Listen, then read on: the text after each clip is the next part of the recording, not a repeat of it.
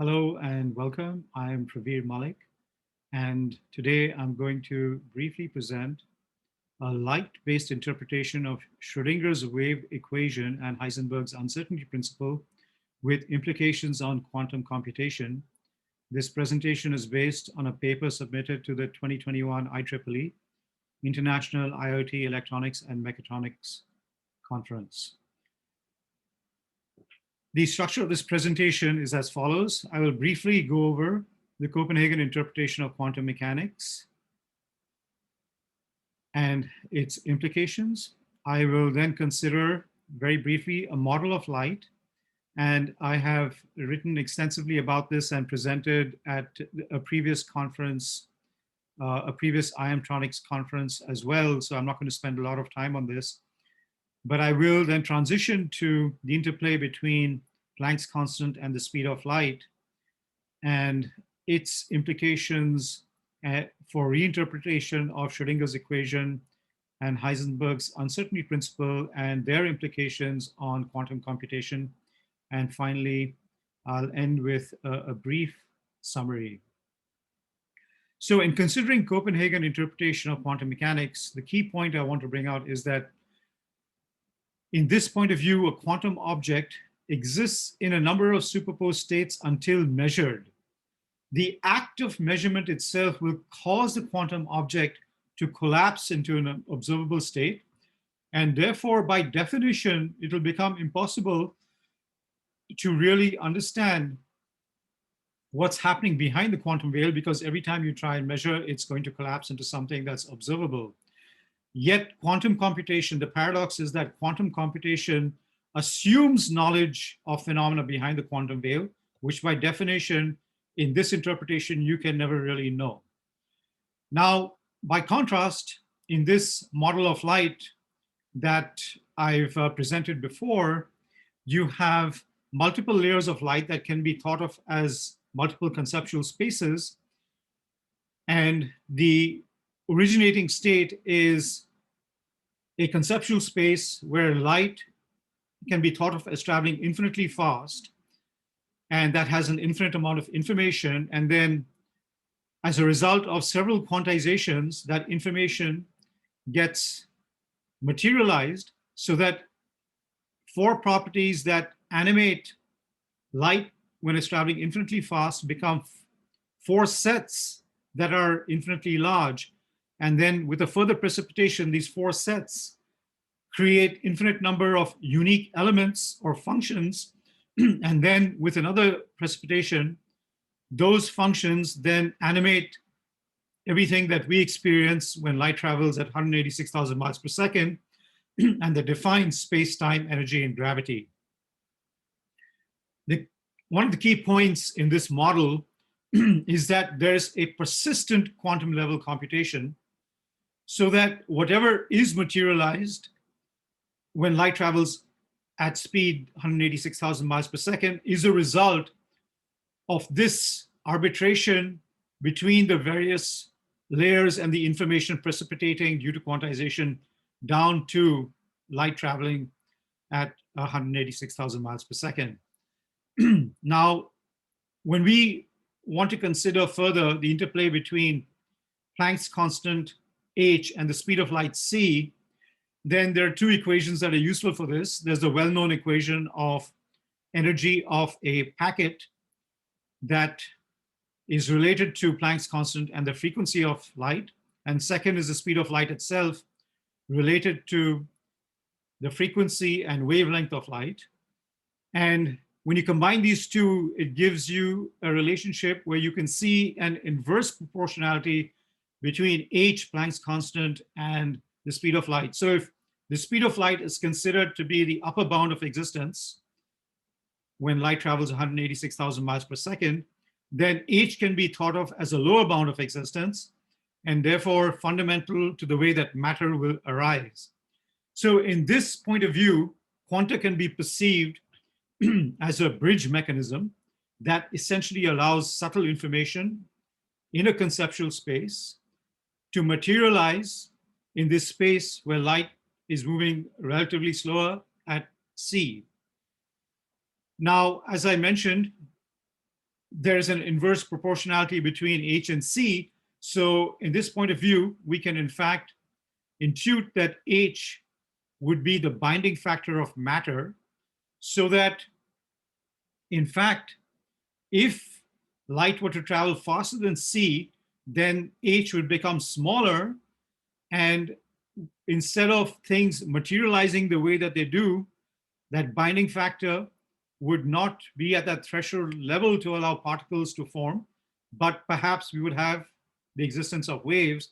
And if H were even smaller due to an even faster speed of light, then perhaps we would have a field reality. And so what that implies is that when you consider the model of light with its 4 layers, that you have the basis then of a quadrality of light as opposed to a duality. So we know, for instance, in scientific terms, we think of light as wave-particle duality, but in this model, what is being suggested is that we have a quadrality, a block field wave-particle quadrality. Now, keeping that in mind, and especially the interplay between H and C, let's reinterpret Schrodinger's equation. And here, the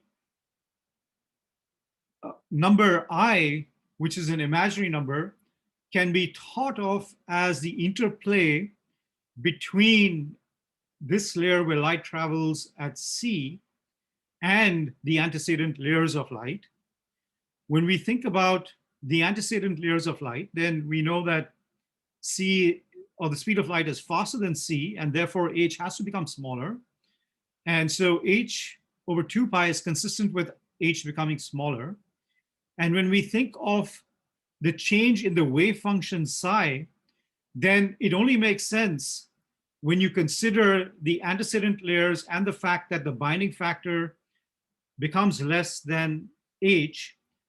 And so we can see that it's a product of these 3 quantities that in fact would express the Hamiltonian or system energy represented by the H bar.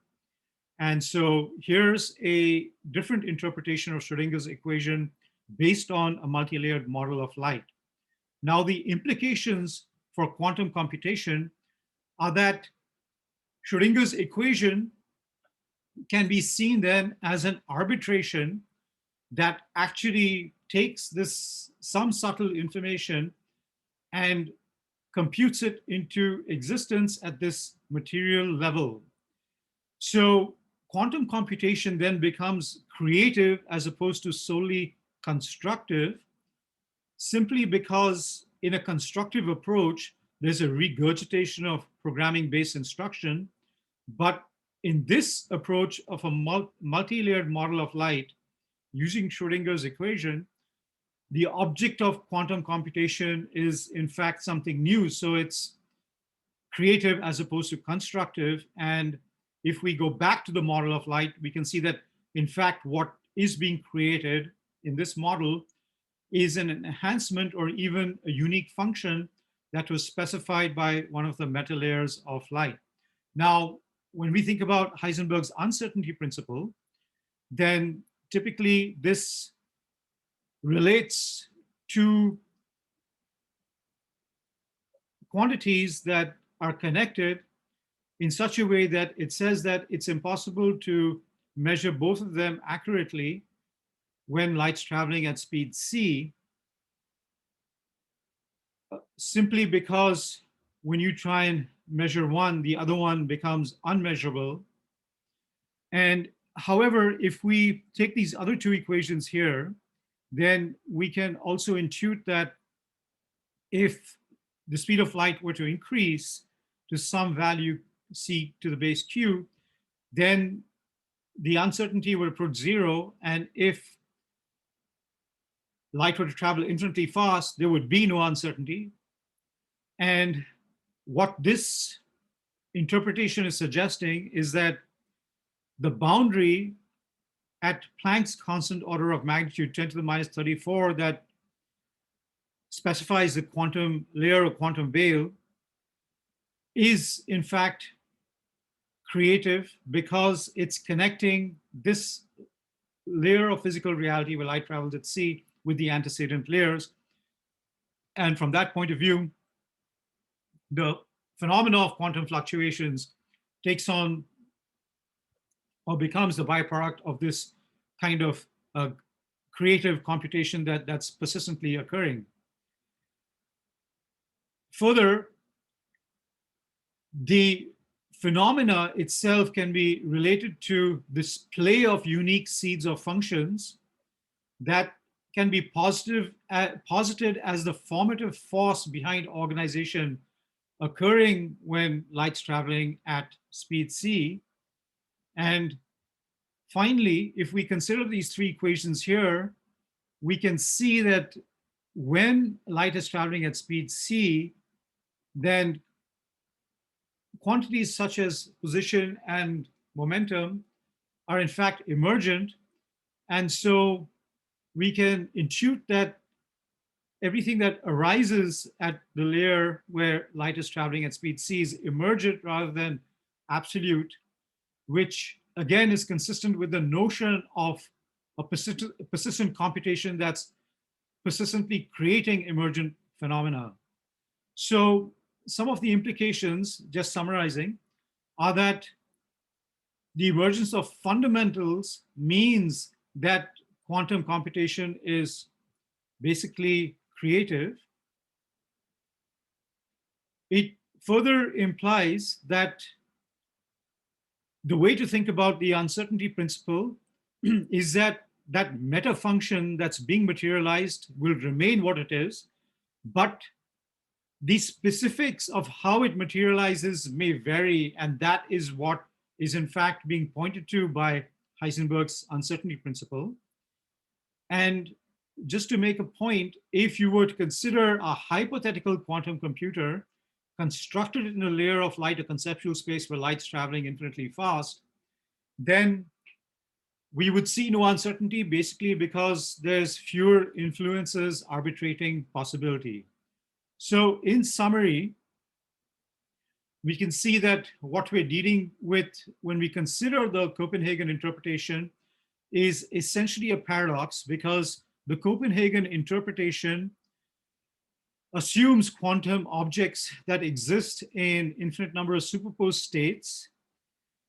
The act of measurement will collapse those states, and therefore it's impossible to know what's happening, yet our model of quantum computation assumes we know what's happening behind the veil, because we come up with a formula, with a specific formula that n qubits creates 2 to the power n states simultaneously, and we couldn't have come up with that unless we assume we know something behind the quantum veil. So there's a paradox there.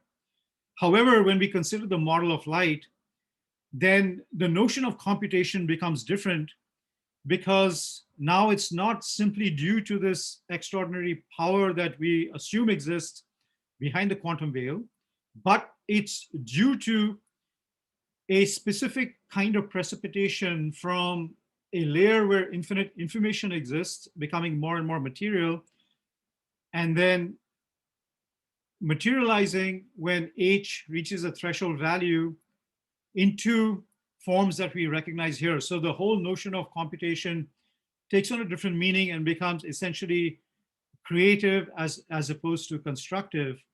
And that's what this final row here is suggesting, is that when you consider Schrodinger's equation and Heisenberg's uncertainty principle, it's possible to interpret those to in fact reinforce this notion of creativity that is suggested by this multi-layered model of light. Thank you.